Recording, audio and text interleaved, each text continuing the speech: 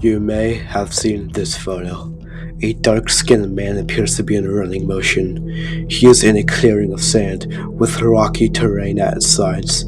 The man's left arm is bent, while his right arm is invisible, most likely being positioned in front of his body, blending it in. A long, dark, cylindrical object seems to be passing through the man, though it is unclear what exactly it is. A shadow of the man is cast onto the ground. Everything is reflected perfectly, as it should be. However, if we pay close enough attention to the shadow, we notice a long, thin object sticking out. This isn't a part of the human body. It's an arrow, and its cylindrical object is a bow. This raises many questions. Who is this man? Is he part of a tribe? Where is he? Where was his photograph taken? To answer these questions, you must travel across the globe to an island nestled in the Bay of Bengal. Bordered by the countries of India, Sri Lanka, Bangladesh, Burma, Thailand, and Indonesia, the Bay of Bengal contains various remote islands, known as the Andaman and Nicobar Islands. They are all somewhat modernized, despite being hundreds of miles away from mainland Asia. However, one island among this archipelago has never modernized. In fact, it is still stuck in the Stone Age, with its inhabitants using the most primitive of ways to survive. Who are these people? The Sentinelese. This unique tribe has absolutely zero outside knowledge of the world and live like our prehistoric ancestors from thousands of years ago. They live an isolated life and are hostile to every outsider who steps foot on their island. Speaking of, the Indian government, who controls the Andaman Islands, has banned all foreign visits to the island. But this is for a good reason. To understand this, we must discuss the history of these people and their island, North Sentinel. So, I present to thee.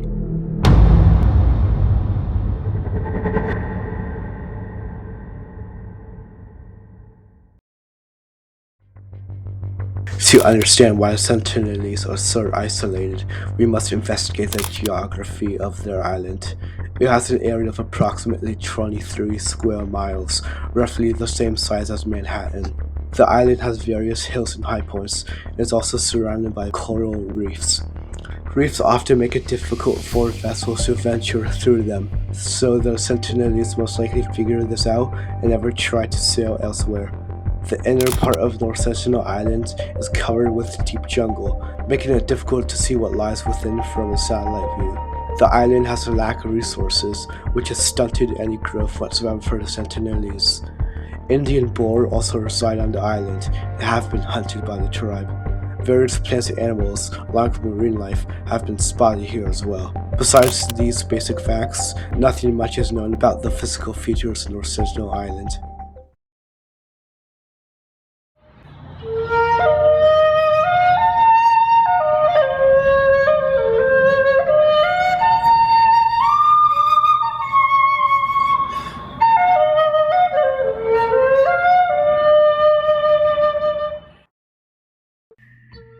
It's impossible to tell when the Sentinelese first arrived on their island. It is theorized that they are descended from the first humans who ventured out of Africa.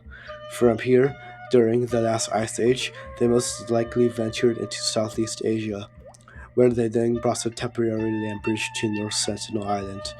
Other groups did the same, and when the sea overtook the land, the Sentinelese were essentially trapped on their island. They likely lived and thrived here for nearly 60,000 years, living just like other humans around the globe at the time. As the rest of the world experienced history in its technological, societal, political, and cultural advances, the Sentinelese stayed stagnant, living their lifestyle undisturbed on their little tropical paradise. Not too far away, on the other Andaman Islands, outside contact would be made, disrupting the tribal lifestyle there. In the late 1700s, the British successfully established a penal colony at Port Blair. During all of this, the Sentinelese were completely unaware of what was going on about 50 miles away. For 60,000 years, no contact was ever made. But that would all change when foreign feet would step onto North Sentinel Island for the very first time.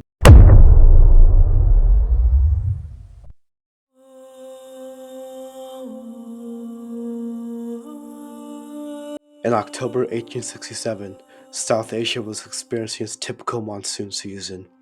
Deep in the Bay of Bengal, an Indian merchant ship named the Nineveh ventured across the sea, until the monsoon caused the vessel to crash upon a reef by a seemingly remote island. The Nineveh began to fill with water. It was sinking.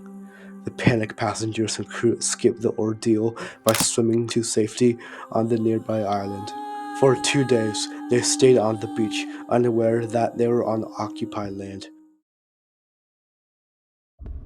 On the morning of the third day, whilst they were consuming their breakfast, the Sentinels appeared from the forest and began attacking the survivors with bows and iron-tipped arrows, most likely coming from metal objects washed up on shore or other unknown shipwrecks. The passengers and crew fled back into the Nineveh and repelled attacks with sticks and stones until the Royal Navy arrived.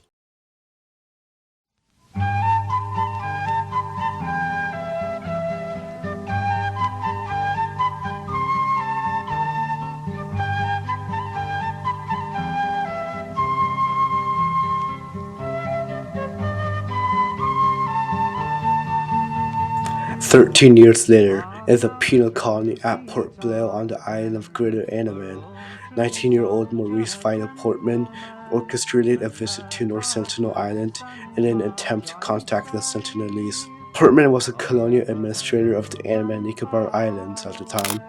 He organized a group of Andamanese trackers, convicts, and other Europeans to set sail in January 1880, which they did. This would end in disaster, however.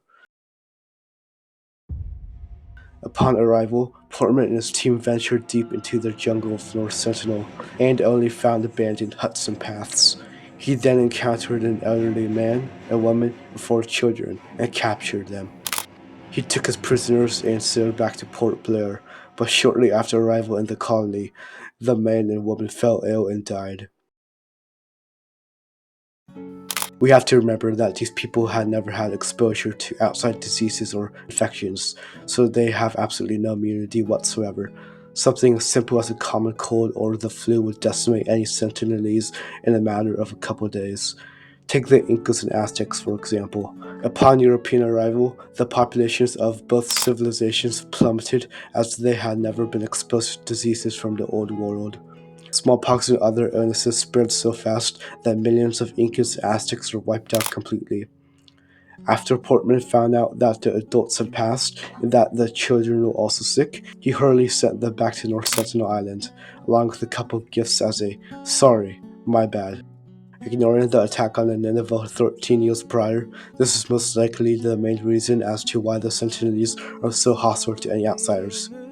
People with strange outfits intruded their home, stole 6 people, and only brought 4 back who were severely ill. This illness most definitely spread across the Sentinelese population and probably dealt a hefty blow to them. However, they would persist. Portman later wrote in his diary that he regretted what he did to Sentinelese. In 1883, Portman paid another visit to the island after mistaking the sound of the infamous volcano Krakatoa erupting as gunshots. After realizing everything was alright, he left various gifts on the shore. Later, in 1896, 3 Indian convicts from the penal colony in Port Blair escaped on a raft and ended up drifting ashore to North Sentinel Island. When attempting to reach the shore, 2 of the convicts became entangled in a coral reef and subsequently drowned, while the lone survivor reached the shore. A couple days later, when a search party was set out to locate the escapees, they encountered the last convict, not alive, but dead. He was dotted with arrows, resembling a porcupine in a way. He would become the first known outside casualty on North Sentinel Island.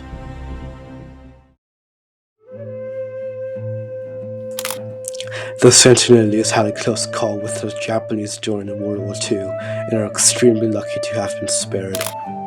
Before and during the Second World War, Japan colonized the majority of East and Southeast Asia, along with the Pacific. Hungry for more land, they managed to snatch the Andaman and Nicobar Islands from the British in 1942. However, they had no idea that North Sentinel Island existed, and luckily never found it out. If they did, the Sentinels may not exist at all today.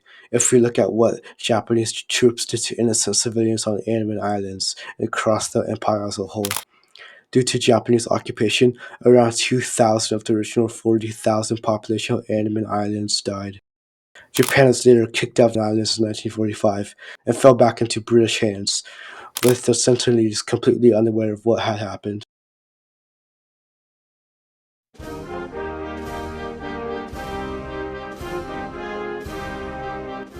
On August 15th, 1947, India declares independence from the United Kingdom. With this, they also gained possession of the Andaman and Nicobar Islands, which included North Sentinel Island. Later, in 1956, the Indian government labeled the island as a tribal reserve and established a 3-mile nautical limit around the island.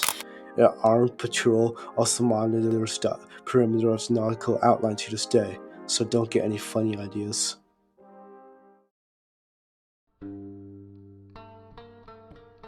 The Sentinelese had not seen any contact with the outside world in nearly a century. But that would change in the 1960s, when the Indian government began permitting expeditions to be made to North Sentinel Island in order to establish friendly relations through gift giving. These were led by professional anthropologists, and the first mission was led by Sherlocknath Pandit. With a group of around 20 people, consisting of armed forces, naval personnel, and a governor of the Andaman Islands, Pandit set sail and landed on North Sentinel, where the Sentinelese would spot them and disappear into the forest. The team followed the Sentinelese and eventually came upon a settlement with 18 lean-to huts, with still burning fires nearby. The team has seemingly taken the same actions that Portman did nearly a century ago. At the camp, Pandit discovered many interesting items and foods, such as fishing nets, bows, arrows, spears, skeletons of pigs, fruits, raw honey, and pots constructed out of bamboo. Surprisingly, there was evidence of metalworking. The team soon retreated back to their boat and left several gifts strewn about, which included pots and coconuts.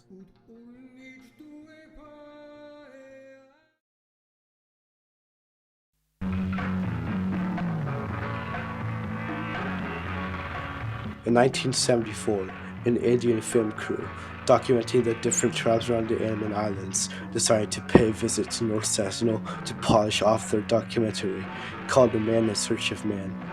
With a group of anthropologists, including our good friend Pandit, the team was also attempting to establish friendly relations through gift giving. This encounter, however, would be interesting, to say the least. It would also let us gain our first look at Sentinelese through footage and photographs. When the team's ship, a motorboat, reached the island, a few members of the film crew left the vessel with various gifts and left them in the sand.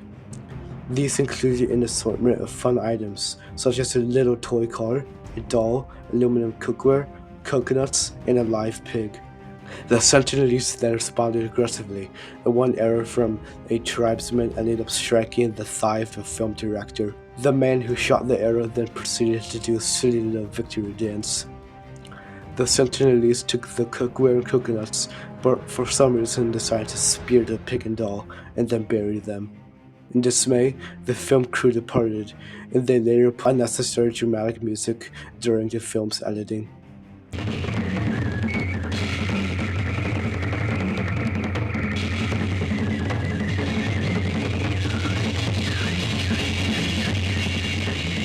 But this wouldn't be the last time Pandit would step foot on North Sentinel Island. Throughout the 70s and 80s, Pandit visited the Sentinelese various times, still wishing to befriend the tribe through gift giving. The encounters ranged from peaceful to hostile. It is unknown why the Sentinelese had their reactions change so frequently on visits so close to each other. On one occasion, Pandit brought a few Angge along with them. The Angge are one of the Andamanese tribes, for clarification. When the Angge and Sentinelese attempted to speak to each other, their languages turned out to be mutually unintelligible, further supporting the idea that the Sentinelese had been isolated for a long period of time.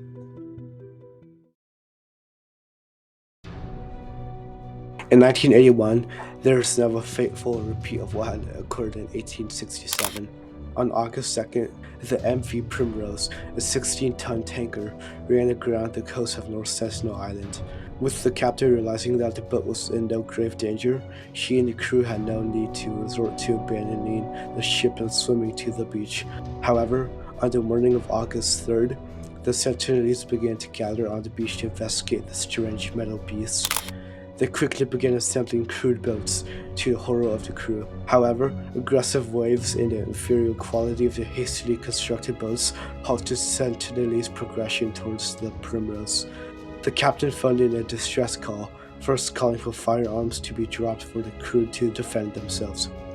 Thankfully, a helicopter arrived to rescue the 31 crew, abandoning the Primrose and letting it sit there for Sentinelese to scour. We know for a fact that the Sentinelese explored the Primrose and were likely astonished at the various mechanisms and abundance of metal. We can only guess what it must have been like for them to investigate the ship.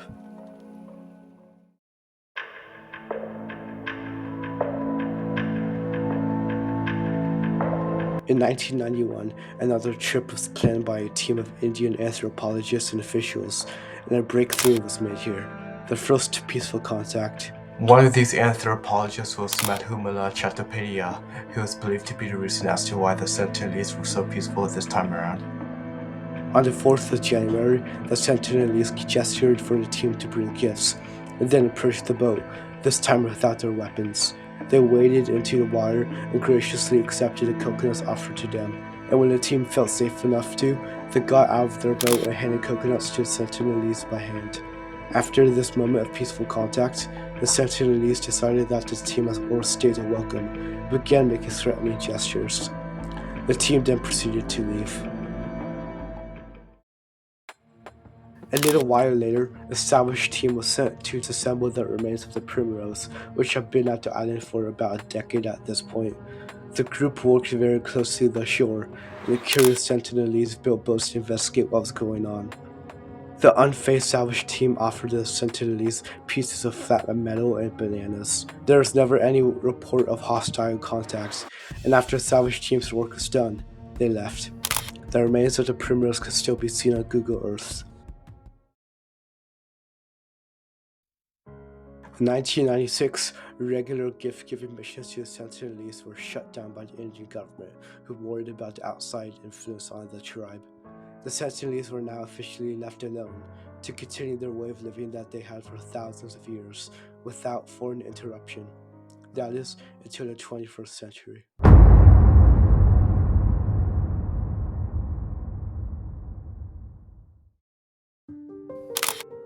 In 2004, the Indian Ocean earthquake and tsunami devastated South and Southeast Asia. People across these regions had their towns and villages wiped out, displacing roughly 2 million people and killing 230,000 people. The epicenter of the incident was frighteningly close to the Andaman and Nicobar Islands, who were greatly affected by the disaster. But what about North Sentinel? While the government was surveying the damage done by the earthquake and tsunami, they decided to check up on Sentinelese to see if they had been wiped out. That's when this photo was taken, which told the government otherwise. The tribe had somehow survived the ordeal, and their island was also altered as a result. The earthquake and tsunami had caused the seafloor around the island to rise by 7 feet, exposing more land and coral reefs. 2 years later, in 2006, tragedy would fall upon the island. Two Indian fishermen were illegally fishing within the premises of North Sentinel Island. One night, they drank themselves silly and dropped an anchor before passing out. However, the anchor came loose, and the shipping men drifted ashore to the island. Other fishermen illegally fishing in the area tried to call out to them, but due to their intoxication, it was of no use. The Sentinelese would then find the fishermen and proceed to kill them.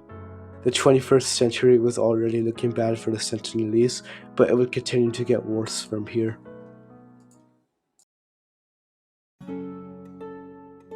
In 2018, one of the most peculiar events in the island's history occurred. This event made the Sentinelese gain international coverage and made them get a notable appearance in Western media for the first time, and not for good reason. This concerned a murder, the murder of a missionary.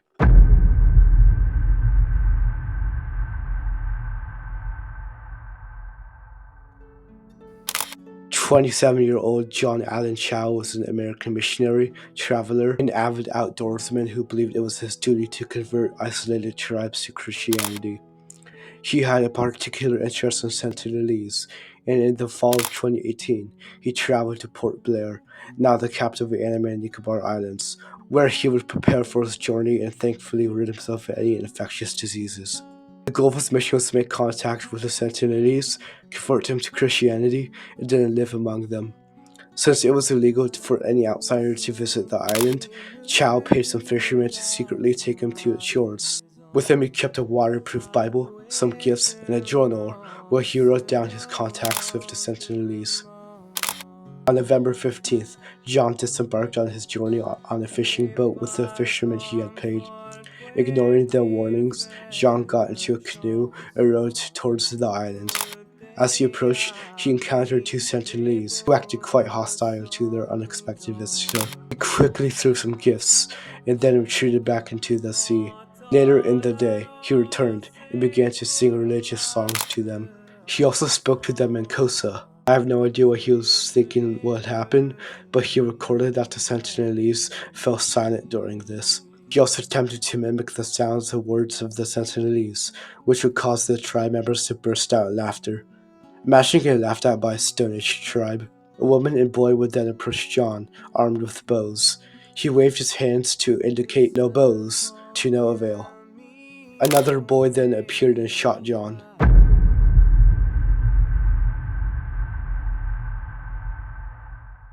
Luckily for him, he was holding a Bible in front of his chest, which protected him from death. Frightened, he then swam back to the fishing boat, where he got some restful sleep. The next morning, he wrote his last entry and handed his journal to the fisherman. The entry detailed his desire for his family to not retrieve his body if he were to be killed, and to not be angry at the Sentinelese. He returned to the island for the final time, where he was killed by the tribe.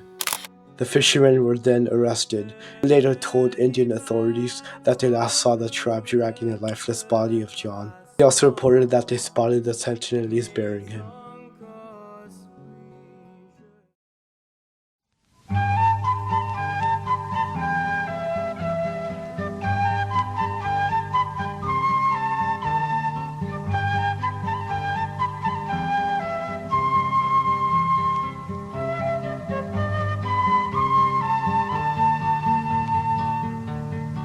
And so concludes the story of North Sentinel Island. Ever since John Allen Chow's fateful demise, the Sentinelese have been left alone.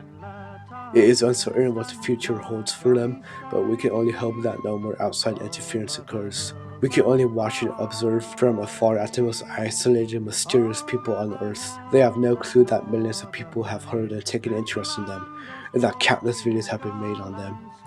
They would be astonished to see that they have international coverage on machines and devices so complex to their Stone Age society. But the Sentinelese don't need us anyway. If they lived and persisted for thousands of years before modern society, then let them continue doing so.